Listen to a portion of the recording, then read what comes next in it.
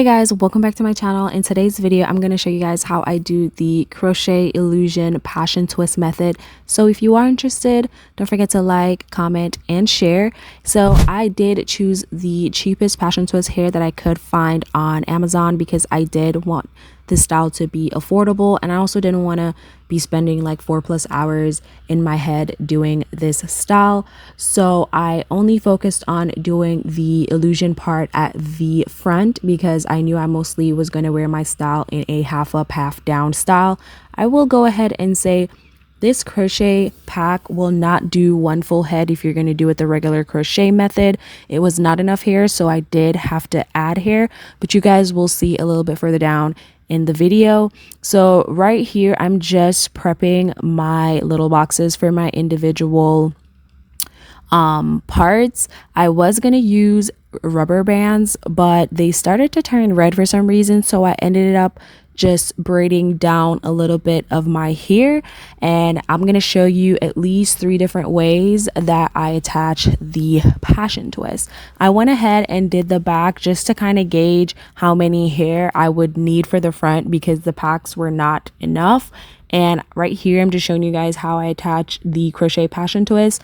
It's pretty easy, but in case you didn't know how to do it, that's how. So the first method I'm going to show you of how you can attach your passion twist is my preferred method of I will unravel the curls and I will attach it to my hair like a regular, braid, like I'm doing like a box braid.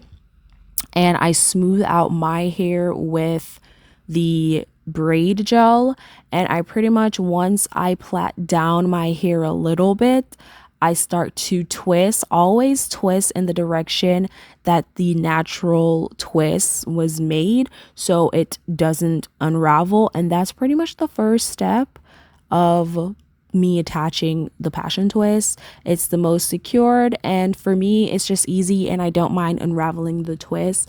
This passion twist here though was not as juicy and fluffy as previous ones that I've used, but it was the cheapest, so yeah. And then this is the second way in which you can do it, which is pretty much just attaching the hair like you are doing the crochet method, just pulling both your hair and the passion twist hair through. And you can braid your hair in down with the twist, kind of just like retwisting it without having to pull out the entire twist. And that's like an easy way you can do it without pulling out the twist beforehand. Or you can always just wrap your hair around it, but I would say that method is not long lasting. So if you feel like you're gonna have that hair in for like a week or 2, then you can do that method. But if you want it to last a little longer, then I would suggest going in and twisting your hair with the hair. I did realize that the passion twist was not going to be enough, so I did wanted to add a little curly pieces into my hair.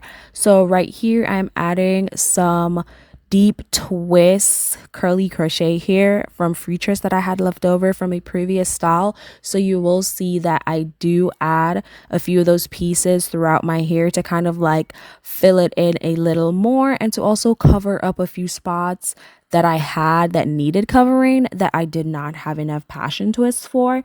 But yeah, that's pretty much what I did. All in all, it came out super cute. It was super fast, and it did actually last me longer than I wanted it to. But I'm going to show you guys a few styles that I did while wearing this hair, and also a few styles you can try if you do decide to do this style. Thank you guys so much for watching, and I'll see you in my next video. Bye guys.